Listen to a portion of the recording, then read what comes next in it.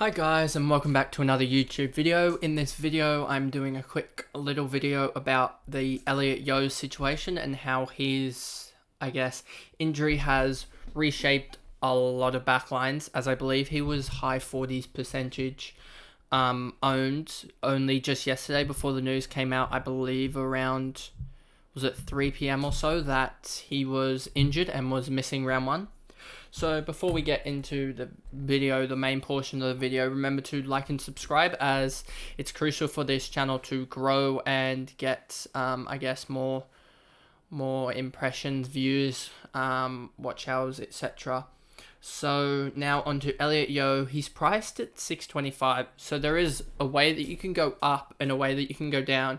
If you were to go up, I would suggest probably going up to Will Day. Not Will Day, that would be going down.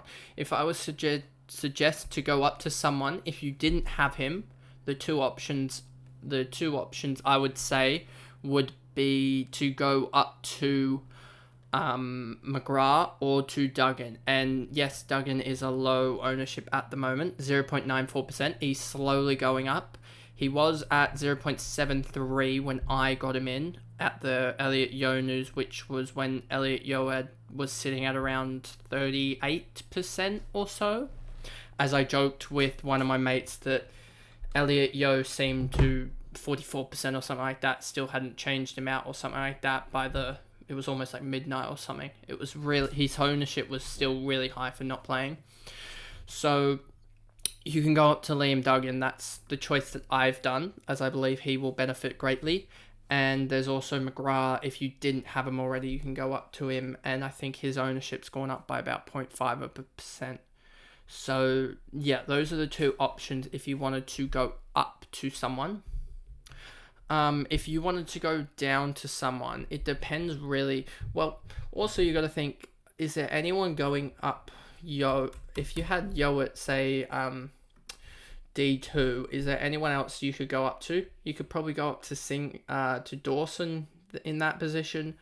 Tom Stewart or Isaac Cumming you could also go up to. So there's, I guess, 4 options there really that you can go up to.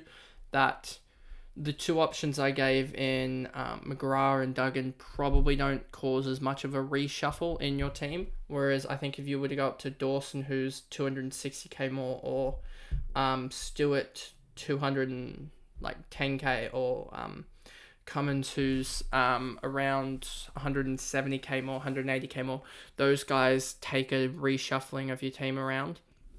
So you got to keep in mind that. So those are the guys that you can go up to. Now we got to talk about the guys that you can sort of go down to, and I guess this sort of filters down into what I talked about in the mid prices Defender edition. There isn't too much I like with guys around that 500k region. If we look at the there's only really Will Day that you can go down to in the 500k region. In the 600k region, some people have decided to go for Baker, and I just don't. I think he will be too volatile with his scoring output. Like, if you look at last year, he put up like a 120 in the practice game. He scored a 111 as his highest last year, but also had 36 pointers and only averaged 70.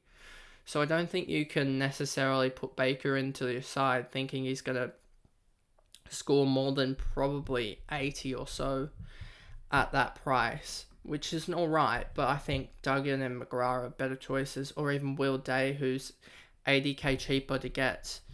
Will Day to average 75 or so is a lot better choice, so that's why I would go with Will Day over Baker.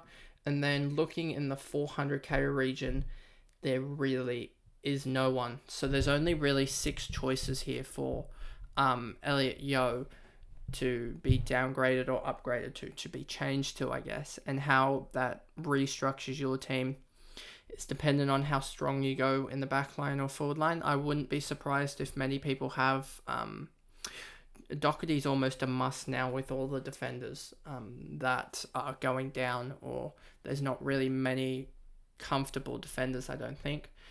And I think you do have to pick one of McGrath, Duggan, McGrath, Duggan, and then also Dawson. You have like one of Dawson or Duncan, so you have like one of like 4 or 5 guys that you got to at least pick for that D2 role, and then D3 you can have either Duggan, McGrath, or you can have a Will Day, and that's sort of how your defenders should probably line up. And then you should have Jin be locked in at D5, and Constable is probably going to be locked in at D4 for most people for the first couple of weeks, and then it's a matter of picking that right rookie to be on field for round 1, which could see. It depends, because it's hard to pick. It's hard to pick a guy with that. If say Cowan scores well on the opening night, to pick a guy with a red dot, trying to pick if they can actually play round 2 or not. A rookie to play round 2, that's because I think with Cowan's score, you really got to have those Wilmot and Chesser as well on the bench, because they're going to play, and then you can't really pick a guy that you know definitely is going to play round 2 that isn't Chesser or Wilmot, so you don't really have that assurance policy, especially in round 1 across the board probably. So those are the guys that I would personally pick to replace Elliot Yeo due to his injuries. This is just a quick video about that, and I'll see you guys in another video soon. Thanks, guys.